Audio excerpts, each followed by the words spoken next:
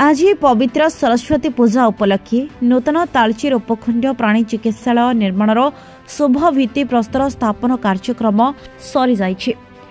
तेबे यह अवसर में मुख्य अतिथि भाव में मान्यवर विधायक तालचेर श्री ब्रजकिशोर प्रधान, सम्मानित अतिथि भाव में अनुगुल संयुक्त केन्द्र समवाय बैंक सभापति श्रीजुक्त संतोष कुमार प्रधान और तालचेर पौर परिषद नगरपाल श्रीजुक्त पवित्र भूतिया जोग देथिले।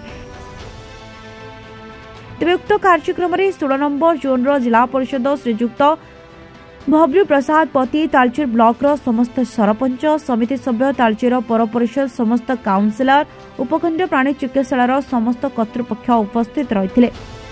माँ सरस्वती को पूजा दिवस संग को तालचेर सब डिविजनल भेटनारी हॉस्पिटल नूतन पशु मान चिकित्सा केन्द्र नूतन भाव निर्माण आज भूमि पूजन उत्सव पाखापाखि 74 लाख टंका व्यय ये नूतन गृहटी जहाँकि पशु मान चिकित्सा हम जहाँकि लोक मान आगामी दिन में यह